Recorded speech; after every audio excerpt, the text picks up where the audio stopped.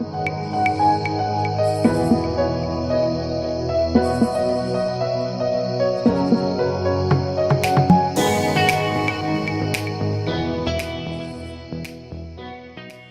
thank you so much for being here. We're really excited to have LinkedIn here. We have Ryan. Ryan, how do you pronounce your last name? Is it Zervakos? That's it. Oh, perfect. I did it. Yay. So he's going to be your presenter today. You guys are going to learn so much. This is going to be a really exciting event. This is the LinkedIn Rock Your Profile. Ryan, go ahead and take it away. Awesome. Thank you so much for the invite. I am super excited to talk to you all today, and really, I'm here for you all. So I want this to be more interactive. If you all have questions, drop them in the chat, or you can shout them out as well. So this is really all about you. Thanks for the few people that have turned on their camera. I really appreciate it. You all are the best. All right, so let's jump into this. What we're going to talk about today is we're going to talk about 5 things. We're going to have five things, 5 takeaways from today. The first thing we're going to talk about is why you should be on LinkedIn. Now, the reason I start here is because I'm pretty sure you all are very busy. You have a lot on your plates, a lot going on. And so this old guy coming on here and going, hey, you need to be on LinkedIn. I'd rather not do that. So I'd rather just give you data, right? Give you information so that you obviously can decide what you want to do with your time, because I know you're super busy. Just putting it out there, I have a daughter who is a junior at UC Santa Barbara. So I really know, like, I get it. I get you're busy. So we'll talk about why you should be on LinkedIn. The second thing we're going to talk about is we're going to talk about your profile, right? This is a Rock Your Profile session, but we're not going to talk the entire time about just your profile, because that's only a certain portion of what you can do on LinkedIn. So we're going to talk about your profile. And there are 2 words that I want you to think of when you leave here today about your profile. And that is your story, okay? Your profile is a place for you to share your story. It is not a resume. That is old LinkedIn, new LinkedIn, your story. So we're going to talk about that. Second thing we're talking about. Third thing we're going to talk about is growing your network. Growing your network is super, super important, all right? Fourth thing we're going to talk about is we're going to talk about posting content on LinkedIn. Content is, the way to get traction with your network and where to make things happen. And then the last thing we're going to talk about, because you all have access to this for free on campus, is we're going to talk about LinkedIn Learning and how LinkedIn Learning can help you get where you want to go in your career. All right. So with that, let's start with why you should be on LinkedIn. Today, we have almost 800 million members worldwide. We've got about 18 million job postings right now on LinkedIn. And that's pretty powerful right there in and of itself. But we have been growing pretty quickly over the past few years, and our influenced hires, like the number of people that we influence into a new role, has been going up and up and up, especially after COVID. It might surprise you to know that we place more people into new roles than any other platform out there, including Indeed. So we passed Indeed, which is the largest, market out there for job markets. So we are the largest job market out there. And that's not even what we do mainly, right? We do a lot of other stuff in addition to that. But I want to go into it a little bit deeper than just, hey, we put a lot of people into new roles. I want to go deeper into why you should be on LinkedIn than just that. So I'm going to ask a few questions, and I'd love for you all to drop it in the chat or maybe even shout it out. So the first question is, how do you think LinkedIn earns its revenue? What do you think our largest revenue source is? What do you think our largest revenue source is? Anybody going to drop it in the chat? Is it going to be crickets here? I got 100 people on here. It's going to be crickets. I see here. Aaron, somebody's cheating. This is all Aaron said recruiting. You're cheating, Aaron. Man, somebody knew the answer. No, I'm kidding. Good answer, dude. Good answer. Well done. Recruiting is our largest business line. Ads is second. Actually, now ads and recruiting are neck and neck. For the longest time, recruiting was our biggest revenue bar, but our ad revenue our marketing arm has been going nuts. So yes, recruiting is our largest business line. Most people think it's LinkedIn Premium, but that really isn't. Of our 800 million members, what percentage of those do you think actually pay for premium? What percentage of our LinkedIn members pay for premium? Anybody want to guess? 10%, Abby, that's a good guess. 5, that's a better guess. It is actually 3%. 3%. Less than a third is a very good guess because that's a big area there. So you were right, it's less than a third. So only 3% of our members are paid premium. And this is really important because everything I'm going to show you today is free. All right. It's really important for me to let you all know that most of what you can do, if you're a current student, you do not need LinkedIn Premium. That's just my opinion. And that's really LinkedIn's opinion. Premium is designed for people with 5 years of work experience or more. So the beauty of working for this company is that, you know, we learn all this new stuff and then I can get to tell you all. So again, you get to decide what you want to do. All right, so we've carved out the fact that LinkedIn makes a lot of money from recruiters, right? That's a big revenue source. But let's talk about our market share, just to kind of drive it home, and so you understand where we are in the market today. What percentage of Fortune 500 companies do you think pay LinkedIn to find you? What percentage of Fortune 500 companies pay LinkedIn? Anchal, really good guess. That was true pre-COVID. After COVID, it dropped down to 97%. 97% of Fortune 500 companies pay LinkedIn to find you. All right. 90% of corporate recruiters in general are using LinkedIn to find talent in one way or another. 90% of corporate recruiters. Being in California, this is super important too. What percentage of working adults do you think have a LinkedIn profile as of today? What percentage of working Californians have a LinkedIn profile? Anybody want to guess? 85, good guess, really good guess. Is actually Kayla, 30%. Come on, Kayla. What is up with that guess? That hurts me a little bit. I'm not going to lie. The answer is 93, Charlene. Super close, Charlene. The number is 93%. It's all good, Kayla. I'm just giving you a hard time.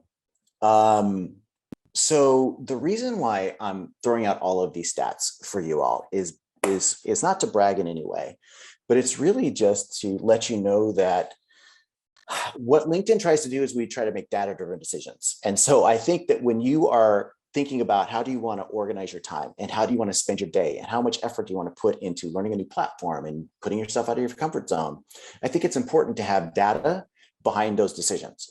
And so when I say LinkedIn is the best place for you to be as a student, it doesn't even matter if you're a student. LinkedIn is the best place for you to be, for you to have career economic opportunity. If you have the opportunity throughout your career. I'm not saying that in a vacuum, and I'm not saying that without any data behind that. I'm saying that because 97% of Fortune 500 companies pay us to find you, right? I'm saying that because 93% of people in California are using LinkedIn. What that means for every single person on this call that doesn't have a job that they want today, that are looking for jobs or looking for internships, you can pretty much 100% guarantee that somebody's going to look at your LinkedIn profile before they interview you.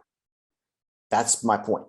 You pretty much can guarantee they're going to look at your LinkedIn profile before they interview you. Now, why is that? It's for a couple of different reasons, right? First is that the internet has changed everything. We literally call the button easy. It is so easy to apply for jobs. That means a ton of people are applying. So we have 18 million job postings on LinkedIn. How many times does that apply button get clicked on a yearly basis, do you think? With 18 million job postings, how many times are people applying for those jobs? What do you think? Drop it in the chat. Abby, do you suggest if you already have a great offer right now from big firms?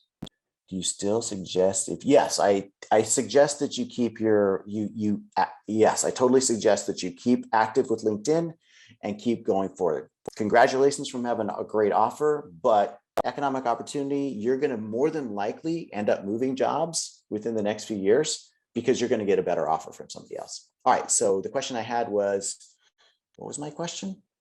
Oh yeah. How many people click on apply? 600 million, 200 million. I love it. These are really good guesses. The answer is 2.2 billion. 2.2 billion. What does that mean? That means that recruiters are getting inundated with applicants, and they're getting a ton of applicants that meet all of the minimum qualifications, especially for you all. I'm sure you all are high achievers, overachievers. You're getting a good degree from a very good college, right? A very good university. You all are at an elite school. You're going to get elite jobs. You're going after the best jobs, which means you have a lot of competition. I think it's fair to say that it's never been more competitive than it is today, especially with COVID. Now you can work remote. So you're competing for a great job in the Silicon Valley against not just people in your area, but everywhere, right? So what that means is that recruiters are now they're able to do something that they've never been able to do before, which is to try to find the right personality, the right candidate, not just the right experience level. You see what I'm saying?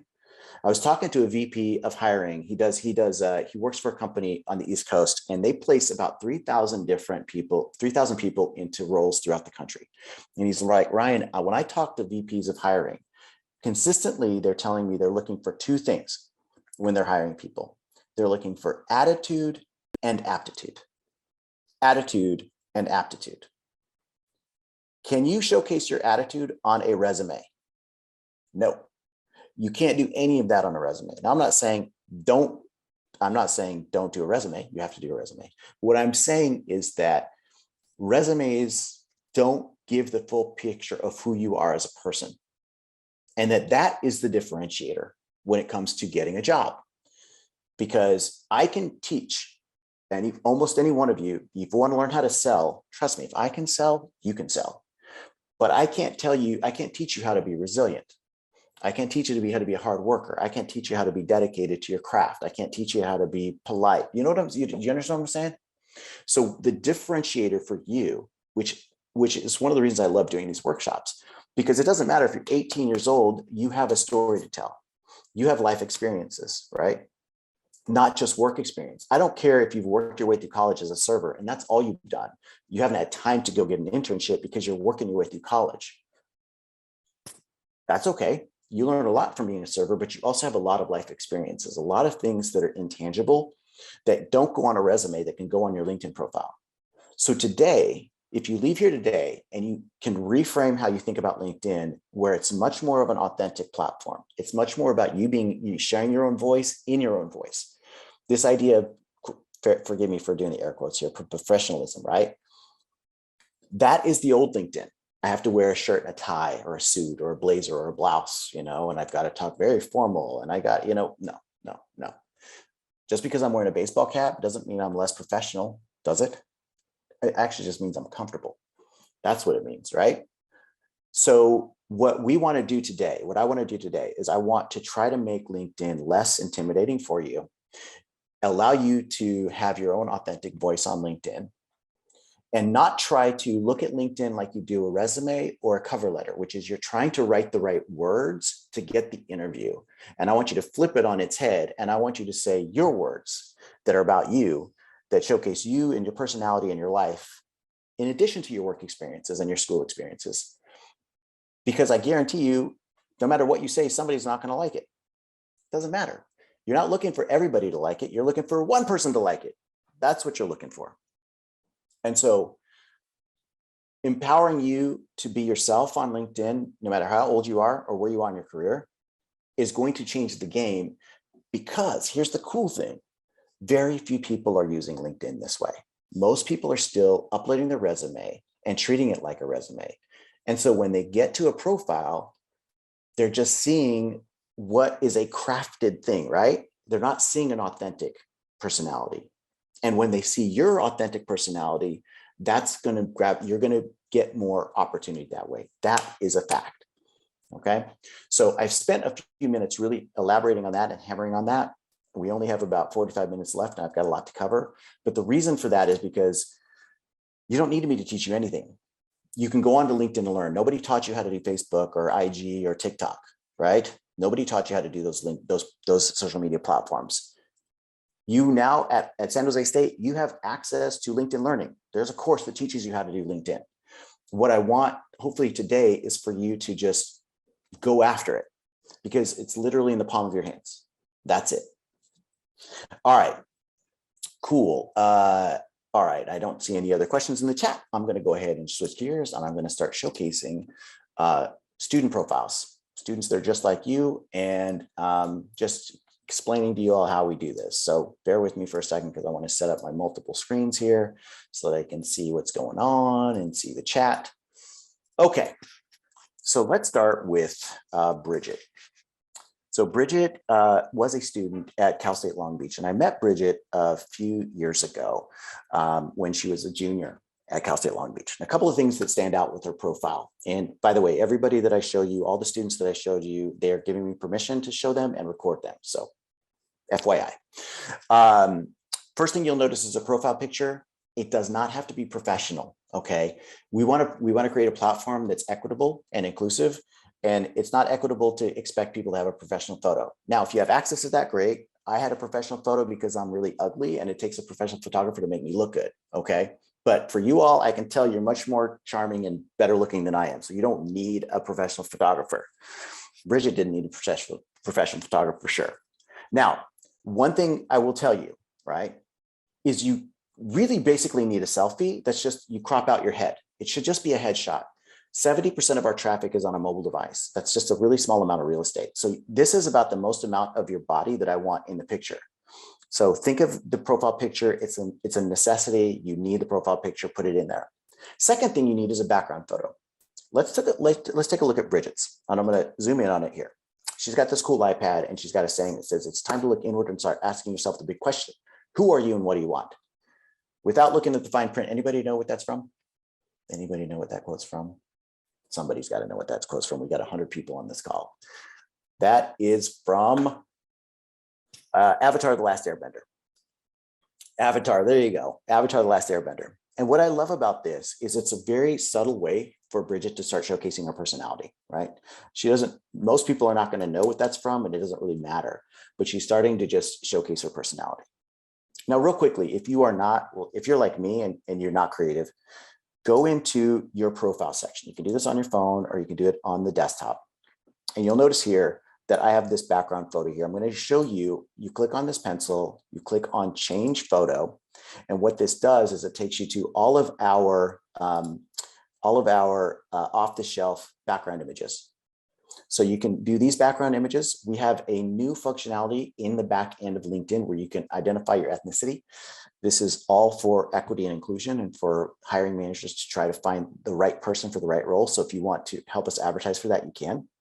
We've got a background photo if you want to be an ally to the disabled community, Latino community, Asian community, Black Lives Matter, LGBTQ. You get where I'm going with this, right? These are all off the shelf and allow you to start showcasing your personality. So you really have no excuse not to have a background photo, but remember what we're talking about here. We're not talking about a resume. We're talking a place to start your brand, building your brand. When somebody lands on your profile, if you don't have a profile picture and you don't have a background photo and you've just uploaded your resume, and let's say, I'm competing against Lisa and Lisa has a nice profile picture, or I'm competing against Bridget and I have the bare minimum on my LinkedIn profile, but I have the same degree and I'm going to the same school and I might have a good internship. Who are they going to gravitate towards? The person that has more information on the profile. That's what I can say. Any words are easy to say. I can say I'm hardworking. But if you take 2 hours or 3 hours to go through your profile and make it really complete and really think about what you want to say and put your background photo and all this other stuff, I'm going to show you some more stuff. That shows you're hardworking. You don't have to say I'm hardworking. You show you're hardworking. You see what I'm getting at? The beauty of LinkedIn is that you are allowed to showcase your talent and showcase your personality. And by extension, people get an idea of who you are. I mean, how long does it take to make a first impression? It's 20 seconds. That's how long it takes to make a first impression, right? Lisa, in reality, you have the bare minimum. That's funny. Didn't mean to call you out there, Lisa. You have 20 seconds to make a first impression. It's the same when you land on your profile. And that's why a nice background photo, a nice profile picture, the headline right here, right? This should be aspirational if you're not in the role you want right now, or this could be something like, words that describe you, something that is more of an attention grabber. Most students are going to put where they're currently working and what school they go to, which is literally right here. I mean, that's super redundant. This is supposed to be a headline. And so you can see here, Bridget says she's guiding individuals to the next step of their career. I've got another student that's like, I'll show you some other students because I can't remember off the top of my head what they look like. All right. So this should be a place to grab people's attention. Let's scroll down to her about section. She starts with complacency is a continuous struggle that we all have to fight, a line by Jack Nicklaus. I love this because I am a golfer. I'm pretty surprised that Bridget even knows who Jack Nicklaus is, considering he's, an octogenarian. But hey, that's another story. My thing is that here she takes the time to talk about overcoming complacency, I think, which all of us have had, right? And she walks you through all of this. It's much more compelling than what a typical profile looks like. Now, one thing I want to address, because Lisa, you put this in the chat that you had somebody stalk you and you want to know what security features you can use to limit access. There are a couple of things I want to talk about here real quickly. First of all, you can go into the settings and you can make yourself very private if you want to. It kind of defeats the purpose of LinkedIn, but I want to tell you why LinkedIn is different than any other social media platform. And it's this one thing that we do that I don't think any other platform does. And that is that we eliminate 99% of fake profiles. We eliminate 99% of fake profiles. We do not like duplicate profiles. And if they are duplicate, it's still the same person putting in their same information twice. So what I mean by that is, and why this is important, is that I've been mentoring a lot of students, and I had one student reach out to me and she said that somebody said something inappropriate to her. Really, it wasn't that inappropriate. He just wanted to ask her on a date. All she did was block him. Never hear from him again. Block and report. And so that's a big difference between LinkedIn and other platforms in that you shouldn't have as many people doing things that are inappropriate because it's LinkedIn and people are here for the being professional. And if you think about the problem that Facebook, IG, TikTok, and these other platforms have with bullying and harassment, it is because of this anonymity, because you can create all these fake profiles or all these profiles with no information, right? And you can say whatever you want to say. And if you block, you can harass. It's not that way on LinkedIn. So I feel much more comfortable telling you to embrace LinkedIn because we are committed to ending harassment and bullying on our platform. We have much, much less of it. And if you report it, it gets taken care of immediately. So I hope that helps. All right, getting back to the about section. Super important for you to think about the first question you get asked in an interview. Tell me about yourself, right? That is the first question you're going to get asked. This is what I want you to think of when you're writing your about section. I want to know about you. I want to know what are your likes and your dislikes. What do you like to do outside of school? And I'm talking about, I don't care if it's gaming. Like I had somebody back in the day being like, you shouldn't put that you're a gamer.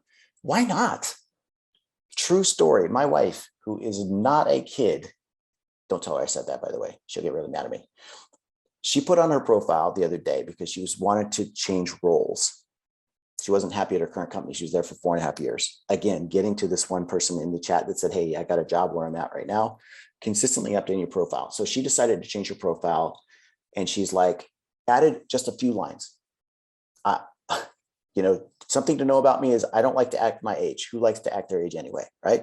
I'm a Disney, Marvel, Star Wars fan. I love interior design and decorating and making a cozy home for myself. Blah, blah, blah. Literally a week later, a hiring manager, a recruiter reached out to her and said, you should apply for this job. The client is Disney. I think you'd be a great fit because I look at your profile and I get this vibe from you. That's what I want you to think about is what vibe are you giving off when you are putting your profile together? That's it. And the cool thing about this is it doesn't matter how much experience you have, how much work experience you have. It's life experience. You see what I'm saying? That's the power of LinkedIn. Now, I'm going to go to the featured section here. This is the last thing I'm going to cover one more thing on her profile. The featured section allows you to embed digital media. It allows you to record a video of yourself if you wanted to and post it out there, right? It allows you to upload your resume if you want to, just take off your personally identifiable information. If you have no, I did not help her build her profile. I just gave her the same information I'm giving you. All right, good question. I just gave her the same information I'm giving you. I'm like, here's how you do LinkedIn, and she just killed it, okay? Every student I'm gonna show you, I didn't help them building their profile. I just told them, this is what you do. You can embed, if you're, let's say, a graphic designer or a marketing student, and you want to upload your portfolio projects, you can do that, right? If you're into film, put it up here. People don't realize that you can add portfolio projects to LinkedIn for free. So let's think about this, making your profile much more complete when a hiring manager and recruiter goes to do this. For showcasing projects, is it better to have personal website versus putting details on LinkedIn? I would do both, Ghazi. I would do both. I would have a website, and then here you can link to the website. And then if you have like specific projects that are like, bam, like they're banging, I would put that project here so somebody could actually look at that project and scroll through that project. That's what I say. Yes, you can put in your writing samples. You can be so much more creative than what people think about LinkedIn. Now let's think again what I said earlier, right? You got 2.2 billion people applying for jobs. You got all these people that have the right skills. Very few people are using these tools. So when the hiring manager, which I mentioned, every hiring manager is going to look at your profile before they interview you. This, or even before they put you in the interview pool, they're going to be able to see so much more about you. Again, you can say I'm a hard worker, or you can showcase you're a hard worker. That's the difference. Now, if you go into the experience section, I want you to think about uploading your resume and then telling me a story about each one of your roles. And I don't care if it's not a paid role. If you're part of the a business club and you're a treasurer, or you're a vice president, or you're president, you can put that in the experience section, even though you're not getting paid. Tell us what you're doing, what you've learned, things like that. All right. I want you to be able to be comfortable expressing, your accomplishments and not feeling guilty about it, not feeling like you're bragging, right? If you don't advocate for yourself, who's going to advocate for you? That's what I want you to think about. All right. Last thing I want to show you on Bridget's profile real quickly is Alexis. If you don't have much experience, don't worry about it. Again, it's more about life experience. And if you've got volunteer experience, and if you've got any work experience, put it on there, because you can talk about it in more of a story format. For example, I'll just share with you real quickly. Let's say you have been a barista. Most people are like, well, why would I put that I was a barista at Starbucks? What is that? I've been doing that for 4 years, paying my way through college.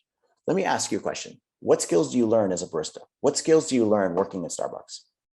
Well, you learn customer service. You learn dealing with difficult people. You learn time management. You learn, all of these things, right? So my point is that instead of going through, man, what was I tasked with doing, and trying to put it like in a resume format, think about why you decided to work there, why you loved working there. What did you get out of that, right? Think of it more of in a story format, and you have more to say, right? That's my point. And then it looks much deeper. Now, here's the thing. People don't do that because resumes don't allow you to do that. They also don't do that because the people don't read it. Well, truth be told, people don't read resumes because they're boring. They're not compelling in any way. If you make it compelling, people will read it. If you make it a story, people will read it. And again, you don't want everybody to read it. You just need that one person to read it. That's it. All right. So free yourself from this idea that you have to have bullet points. I want you to think of it in a story format. Okay. One thing I want to show you with Bridget here is that she was studying healthcare administration at Cal State Long Beach, realized about 3/4 of the way through, she didn't want to be in healthcare administration. She wanted to work for tech companies, and she wanted to work in HR. And so what she did is she jumped onto LinkedIn Learning to supplement her learning in college, get that degree that she was working hard for, and get a job in HR. And so we're going to talk a little bit about LinkedIn Learning, but I want to show you all of these credentials that she did, right? Now, here's the cool thing. These are all videos, not a heavy lift, people, really easy to watch, and then post it on your profile, okay? This is not as difficult as the courses you're taking in college for a reason. We're not a college, we're not a school, we're not accredited. But what this did for Bridget is it differentiated her from every other student out there. And Raya, I hope I pronounced your name correctly, it does lend a credibility. Because remember, you're competing against people with the same degree that have maybe the same experiences. How are you going to differentiate yourself? Bridget was able to differentiate herself in the marketplace and differentiate against all those other people. And let me just show you how credible it is. Look at the first job she got out of college. Google recruiting. Exactly what she wanted to do. All right. LinkedIn Learning does make a difference. And we know that quantifiably now, that over about 15% is the difference. You get 15% more quickly, you get jobs more quickly, and you get better paying jobs by a margin of 15%. Students that use LinkedIn Learning that don't. We have that data over 2 years over the entire country. So LinkedIn Learning is really, really important. And by the way, they're only videos, so it only takes a couple hours here and there to add them to your profile. Okay.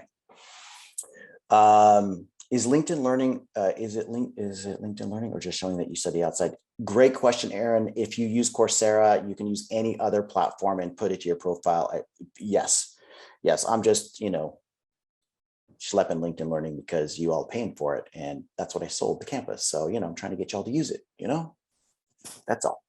All right. Could you put flyers of work you created or roles of experience section? No, it does not look unprofessional. I love that idea. You can link to that stuff. So you can see here in this one, this is an external link that she did. You can link to their websites. Yes, I love that idea. Putting examples of your work in the profile is amazing. I don't think there's too much detail that you can put in your profile. Again, most people are not going to read everything. Remember, your profile is a fully searchable database. When recruiters, the module that we sell them, they can do keyword searches. They can search very, very granularly. So the more words you put in there, the more likely you will be to get caught in a search result. So yes, put all that good stuff for sure. For a student who doesn't have a LinkedIn, what order we suggest they do things? Profile first. Well, resume is good. I mean, if you have a resume, great. You can upload your resume, but then, work on your profile for sure. And then go from there. That's my opinion. All right. Real quickly, I'm going to show you Tammy. Oh my goodness. I really need to figure out why my computer is so slow. I'm going to have Jeopardy music here while my computer is going from one page to the next. What's going on here? Look at Tammy's profile. Love her profile picture, her background photo. Here she says she's a student aiming to tell stories through technology. Again, more of a tagline. Here about section. I want you to show your about section. It's not as long. Great. She's like, when I was 7, Harry Potter taught me English when I first immigrated to the Bay Area. As a passionate learner, I jumped straight into teaching myself English and became obsessed with the way stories are told. I love this. She embraces the fact that she's an immigrant. She talks about why she has a passion for telling stories and who doesn't love Harry Potter, right? This is what I'm talking about. Let me show you one more. Sarah is another student that I mentored. I've known Sarah now for about 3 years. She went to UC Santa Cruz, and her goal was to be a recruiter as well out of college. So we talked about what she could do on here, and here is her about section, and it's really, really a special one in my opinion. And I'll just read it to you real quickly. She says, around my neck on a thin red cord, a tiny jade lock and key was placed by my biological parents in the busy streets of Anhui, China. The necklace symbolizes the world would unlock for me, but through my new explorations and experiences, I want to help unlock it for others. My positive and upbeat attitude derives from the gift I was given when I was adopted at the age of 2.5 years old. I'm constantly seeking opportunities to grow professionally in both my career and self-identity. That's pretty powerful, right? That is a really cool thing. She applied to Google and these places just like everybody else, and she was pulled out of that. You know what I'm saying? Her first job was Google. Her next job is Microsoft. My point with all this is that every student that I've worked with that has used these things and talked about themselves more authentically has had more opportunity. At the end of the day, the word of the day is opportunity. Nobody can guarantee you a job, but what I can guarantee you is that people are going to look at your LinkedIn profile. And that is where you have opportunity to change yourself. Is it good to write in the third person? No, I think you write in the first person. I don't think writing in the third person, it just doesn't come across the right way, in my opinion. Good question, though, man. All right, let's go to step 2, which is growing your network. Okay, really quickly, I'm going to show you the San Jose State University school page. All of you, doesn't matter if you've gone to a community college or whatever school you go to, every school in the United States has a school page, pretty much so. Every university in the world now does, pretty much so. We have this alumni tab, which allows you to go in here and you can find where they live, where they work. You can see what they do for a living and what they studied. All this is free, right? So here, San Jose State, you can see that Apple is your top employer, Cisco, Google, all of these. But I want to show you how this works for these companies that aren't on the top of the list. So somebody in the chat, drop a company that you'd love to work for. I do recommend adding professors to your LinkedIn network, but most professors are not, they haven't bought in on this as much. So, I would take that with a grain of salt if they don't connect with you. Robinhood. All right. Thank you for putting so many names in the chat. I'm going to do Robinhood. We have 39 people that gone to San Jose State that are working at Robinhood. Here's how you use this, right? Scroll down here and connect. Boom. Add a note. Here's what you do. I'm a current student at San Jose State. Why are you connecting? I've always wanted to work at Robinhood. Do you have 5 minutes for an informational interview? Done. Do 5 of those a day. You're going to grow your network super fast. This is a gold mine. 70% of jobs are found through a network. If you were like me when I was going to school, I had no network. This is a free, easy way on your phone to connect with anybody. But when you have a commonality, like going to the same school, it's more likely that you're going to get them to accept your connection request. You might not want to do an informational interview. It might be just like, hey, I've always wanted to work for Robinhood. I'm trying to grow my network in this line of work. Would you mind being part of my network? That's it. And you asked what's a good note for an invitation. I think it should be short and sweet. Who you are, your student, always, always, always start with your student. Why you want to connect, short and sweet. 5 connection requests a day, take you 5 minutes a day, guarantee you that you're going to grow your network super fast. Yeah, I love what you said, Lisa, with plugging in to help others. Now, I could go on. We don't have too much time left, and I want to go on to a couple of other things, but I want to tell you a couple of success stories. This is Michael. I met him at a community college in Southern California, where I live. I live in Southern California.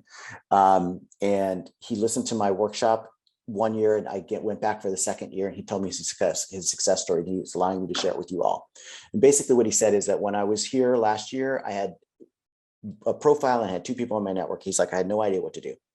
It's like, when I left your workshop, I made it my mission to grow my network.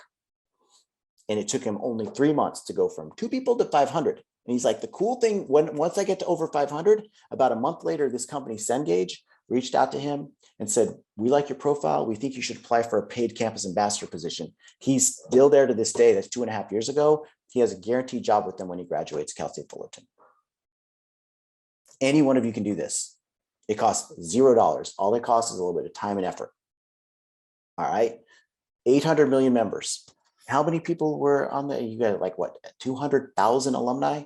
It's bananas. If you do this, it will make a difference. I was talking to Cal Poly Pomona last week, actually a week from today, and a young lady was on the workshop, and she's like, you know what, Ryan, I heard your workshop last year, and a few months later, we had a presenter, a virtual presentation. She wanted to get in the film industry. This guy was in the film industry, worked for a film company. And so she's like, after the presentation, I did what you said. And I went on and I just did a connection request. And I said, I just saw your workshop at Cal Poly Pomona. Do you have 5 minutes for an informational interview? He accepted. He said yes. The 5 minutes turned into an hour. He loved her. They hit it off. A week later, she had a job at that company. That's what I'm talking about. I am here at LinkedIn because somebody else that I knew helped me get this job. Most jobs you get through a network. All right. It's not about getting to know everybody, Danny. It's not about getting to know everybody. Social media is different. All right. When I was your age, it was shaking somebody's hand and taking their business card and putting in a Rolodex. Bonus points if somebody can tell me what a Rolodex is. All right. Today, it's not that. Today, it's a social thing. When you post content on social media, if you're an influencer on social media, you have 1 million people in your network. Do they know everybody in their network? No, they don't. I have 7,000 people in my network. Do I know everybody in my network? No, I don't. But those are 7,000 people. If each one of those had 500 people in their network, think about how big that secondary connection is. You need to think away from, I need to know everybody in my network, to I just need a big network. I need a big network. That's a lower bar, by the way. You don't have to know everybody. That's old LinkedIn. It's okay to think that way, but not anymore. That's old LinkedIn was like, oh, you should know the people you're connecting with because they might want to reference. Bull. No, that's not the way it is anymore. The more people that are in your network, the more likely you have a job. If you have a first degree connection at the job at which you apply, you're twice as likely to get hired. It doesn't mean that you need to know that person. What I mean old by new is I mean that LinkedIn had a kind of a different ethos, different platform. It looked different 5-6 years ago. Over the past few years, we've been going to more of the social side of networking, less of resume, less of job board, more of engaging and having daily. We want you to be returning to the platform daily. That's what we want. Returning to the platform daily gets you engaged in the feed, connecting with people, seeing their content, commenting on their content. All right, let me show you what I'm talking about. I'm going to introduce you to Ariana. So Ariana is a student that I met a few years ago, and she went to San Diego State. She lives up in the Bay Area, but she went to San Diego State. And I want to tell you how she used the network to get these 2 jobs. Okay. Again, this is something anybody can do. Doesn't matter who you are, right? She went through the process of building her profile, doing her profile, and all this other stuff, right? When she went to interview and when she went to apply for this company at Super Purposes, it's a small tech company. So she did something that nobody really ever does. Instead of just applying and crossing her fingers and hoping she gets interviewed, she found the CEO on LinkedIn. She did a connection request to the CEO. In the connection request, it said, "Hi, my name is Ariana. I'm a current student. I just applied for your internship and I would love an opportunity to interview." That was it. 3 hours later, the CEO accepted her connection request, messaged her back and said, "Nobody has ever done that. No one has ever done that. I guarantee you get an interview next week." She nailed the interview. The hiring manager was like, "Well, normally you have to do 3 of these, but my CEO was so impressed with your profile and your tenacity. She said, if I liked you, you should hire me on the spot." She got the job on the spot. She was there for 11 months. They wanted her to, when she graduated, to stay there, but her goal was to work at LinkedIn. Now, a lot of people want to work at LinkedIn. We have 3,000 job openings. 1 million people apply for 3,000 job openings here at LinkedIn. We are one of the top companies to work for in the world. Now, she got the job here, not through me, even though she knew me, because I told her that me referring, I've had basically 0 luck referring people. So what she did, instead of connecting with recruiters, which is what everybody wants to do, pro tip, doesn't really help. What she did was she started following recruiters at LinkedIn. And whenever they posted content, she would like it and comment on it. Not ask for a job, nothing like that. She would just comment and make thoughtful comments about what they were posting. And after a couple of months, one of the recruiters saw that this Ariana kept on commenting on her posts. The recruiter reached out to Ariana after looking at her profile, connected with her, and a month later said, "You should apply for this job." That's what I'm talking about with the network. All right. This is way different than, anything else that's out there, because it allows you to be proactive. It allows you to be organic, make those relationships organically and plant seeds. The way I look at it is this is planting seeds over time. And then you're watering that. And eventually something's going to grow. All right. Very rarely does it happen like that student at Cal Poly Pomona where you just have one informational interview and you get a job. Rarely does it happen. But the bottom line is that she had a polished profile. So whenever you do a connection request, what do you think they're going to do first? When Ariana went to Super Purposes, do you think the CEO is like, "Oh yeah, no, the CEO, I'm sure, clicked on her profile, looked through her profile and saw that she posted content and saw her experiences and got to know her a little bit before she said, "Yes, I want to connect with you." Right? This is the beauty of LinkedIn, is it allows you to showcase your personality more than just your work experiences. And that's why it doesn't matter if you're 18 years old or 58 years old. You can use LinkedIn. An informational interview, Aaron, is really just something where you ask a few questions to somebody that's in a position that you're interested in. And it's just a way to spark up a conversation and to help you and to allow them to talk about themselves, which, by the way, everybody loves talking about themselves. So that's a good thing, right?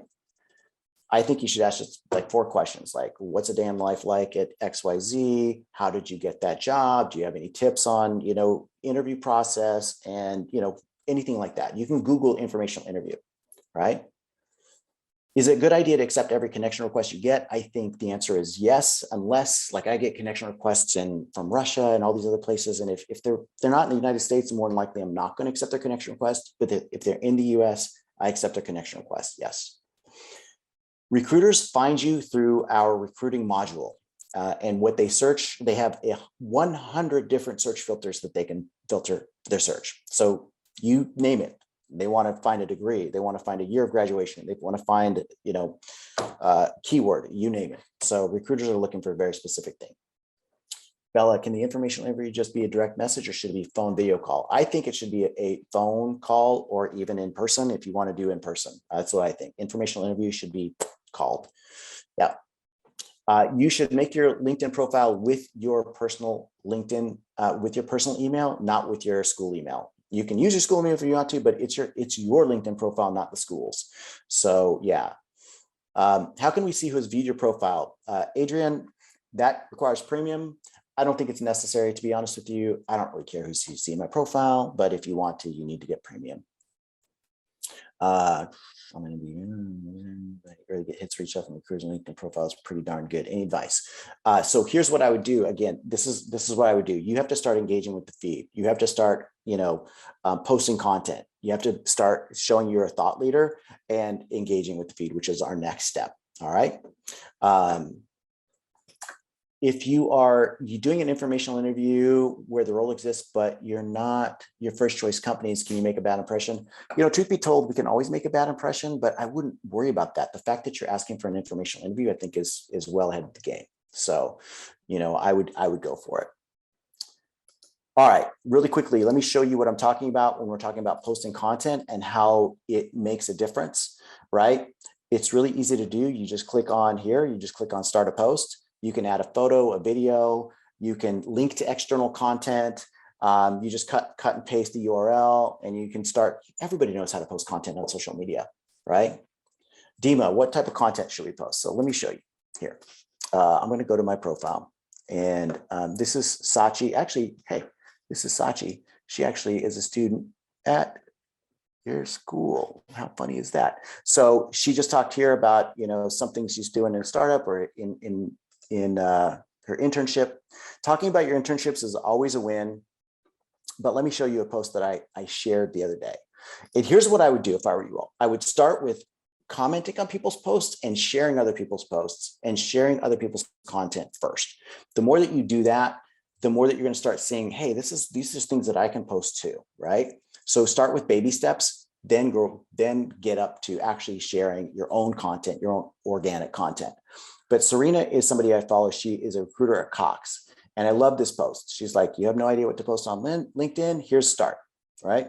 Really quickly, start with your story, right? Everyone has unique identities and journeys. What do you take to get where you are today? Start with your story. 2, share a relatable experience, all right? Luck, failure, success, rejection, share that. Provide a lesson learned. This is another thing, a regret, a lesson, a takeaway.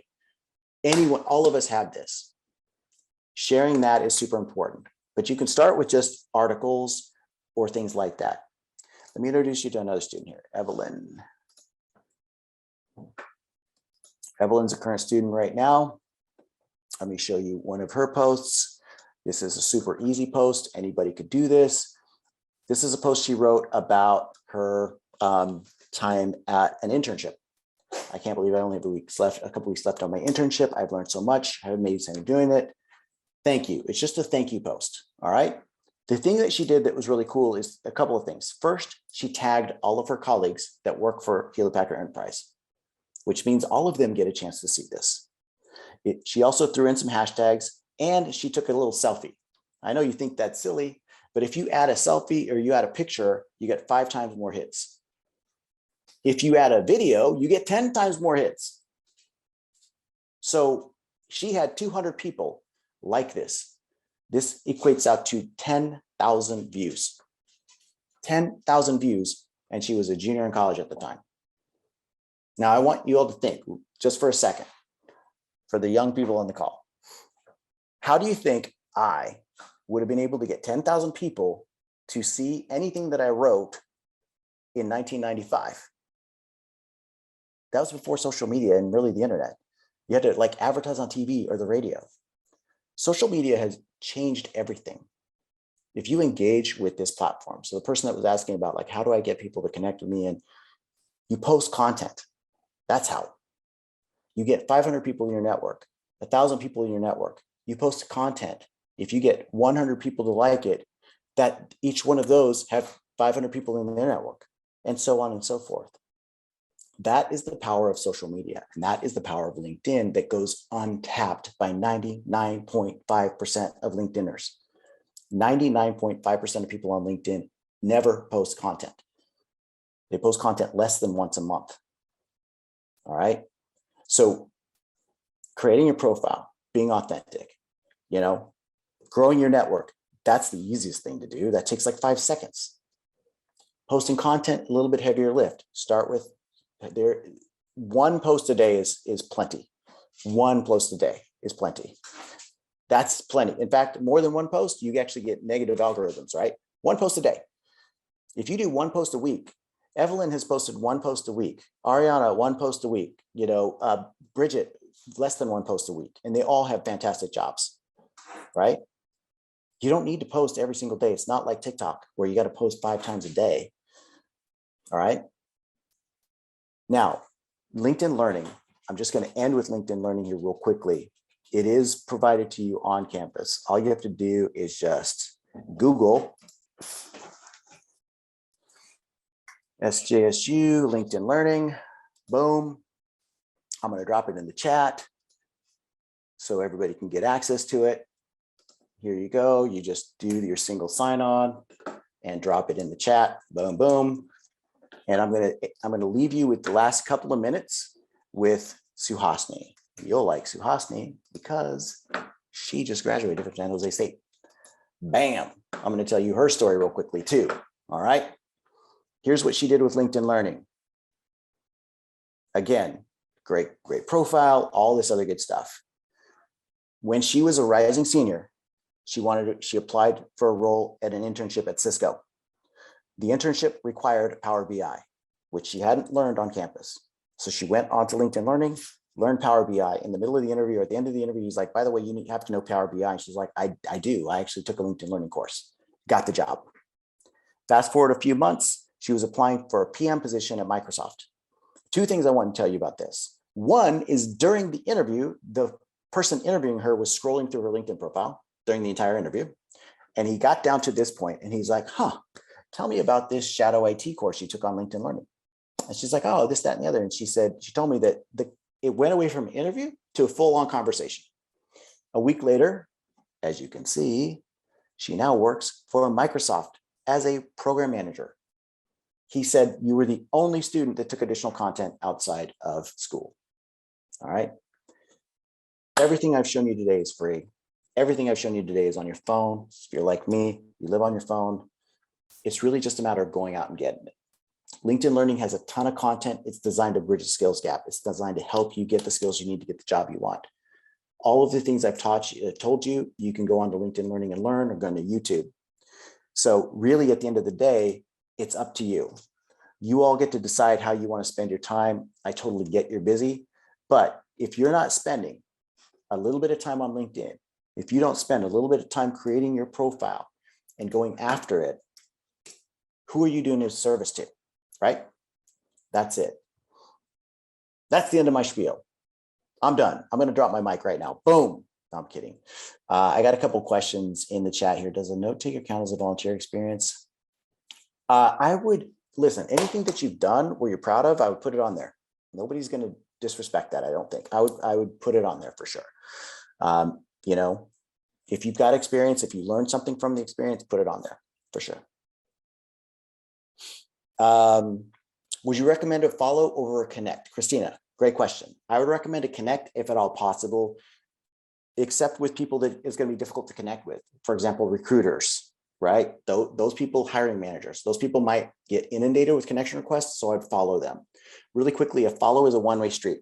So, if I'm following, let's see, Dima, then that means that I get to see everything that Dima posts, but they can't see what I'm posting, and we can't chat with one another. There's no way for us to chat.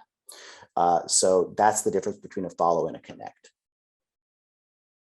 How do you create a list of people, companies you want to work to target for informational interviews? Adrian, listen, man, I mean, I would just go after it. Like I would just find companies and the role that you're interested in. That's what I would start there. By the way, just about every single company has a company page. And so you can go on that company page and find people, even if they haven't graduated from San Jose State. So we're talking about 800 million people. I'm sure there's somebody that you can target for an informational interview that's going to help you. I would really just focus on the company and the role. That's what I would do. I didn't have time to show you some other, like I've got 4 or 5 other profiles I can show you, people that have done that, you know, getting jobs at Blizzard and all these other places with informational interviews. Any other questions or anything else you want me to cover in the last couple of minutes? I feel like I'm flying through here.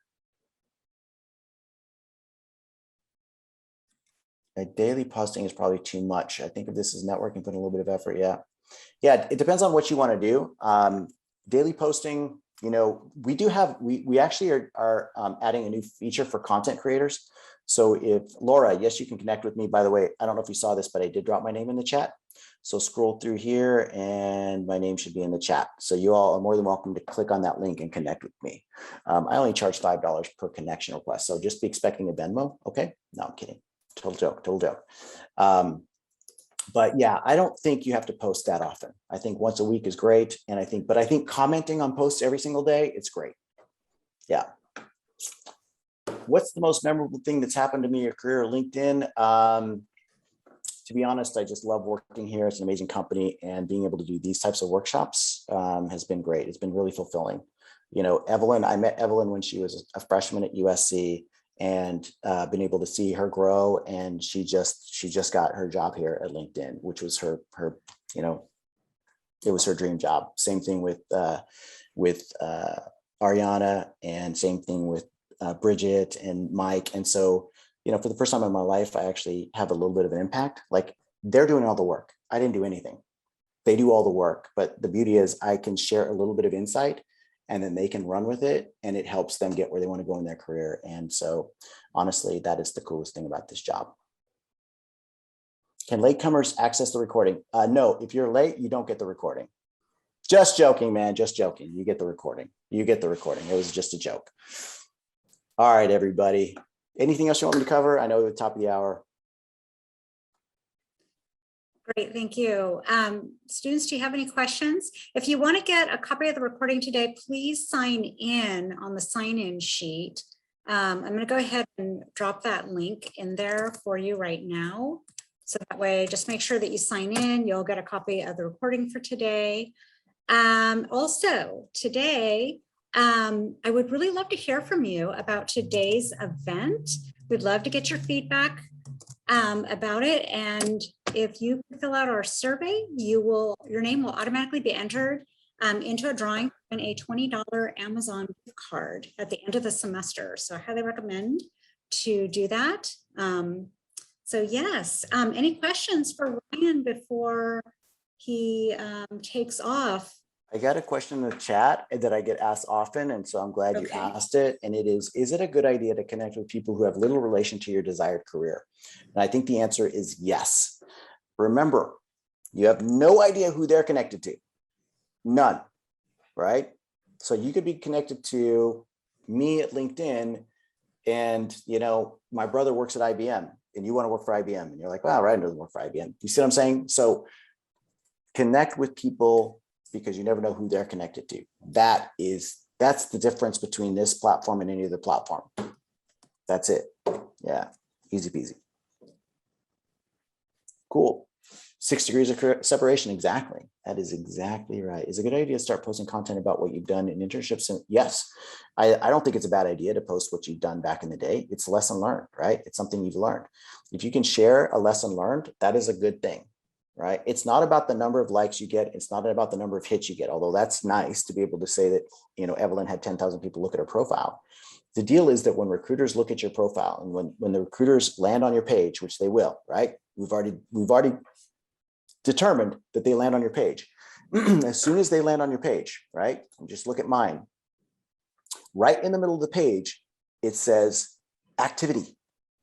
They can click on your activity, and they can see how much activity you do. We know quantifiably the more activity you do, the more activity you have with posts and content and likes and comments, the more likely you're going to get asked to an interview and the more likely you get that job. This is quantifiable. We track everything. So we know that when a recruiter sees 30 people in their search result, we can tell who they click on, and we can tell when they invite them, and we can tell when they change their profile. So the more that you engage with LinkedIn, the more likely you will be to get an interview, period. Yeah. Is a personal website required? No, personal website is not required at all. I don't have a personal required. I'm an older student with 35 years of current job. What's marketing like for graduating students with my age? You know, here in this day and age, Jake, I think you just got to put yourself out there. Same rules apply to you, right? Apply to everybody else. You just have a lot more life experience, and so I would talk about that. You know, I would just put that out there. I hope that answers your question. You can always DM me if you have any questions. How big is the quantifiable difference? Percentage points are more significant. I don't remember off the top of my head, but it is significant. It is very significant. If you have more time on LinkedIn, it is much more significant, but I can't remember the exact number. I do apologize. Remember, in my opinion, at the end of the day, it's all about opportunity, right? And, you know, let's just be candid. If recruiters looking at two equal candidates, and one person is active on LinkedIn and has a complete profile and is doing all this stuff, and the other one isn't, who are you actually going to gravitate towards? Because working on LinkedIn and putting yourself out on LinkedIn as an 18, 19, 20-year-old is something that it's a pretty high bar. So that's the deal. It's a matter of, it's just, you're just giving yourself a better chance. So I don't care if it's a 2% chance. Why not do it, right? But remember, it's not just about the recruiter looking at you. It's about all those people in your network that are seeing your profile and seeing your posts. You know, I'll get back to Evelyn real quickly, right? She wants to be in sales. So she talked about her life and growing up and how she, you know, she basically sold herself at the age of 15 years old. She went knocking door to door to get a job. Who does that? I never did that at 15, right? Well, if you're a sales manager and you're trying to find somebody who is innately qualified to sell, Evelyn's a great candidate. And then you see her on LinkedIn and she's posting once a week, every other week, posting content, selling HPE, the company she's working for. Well, LinkedIn loves that. So comparing Evelyn to somebody else who doesn't do any of that stuff, it's a no-brainer. You take Evelyn. So that's my point, right? It doesn't affect profiles with less than 500 connections. Actually, the magic number is about 50. If you have 50 connections, the network starts working with you. The bottom line is that the more connections you have, the better. It's just the better. Yeah. Great. Students, thank you so much for all your questions. Ryan, thank you so much for being here and all the great advice that you've given us.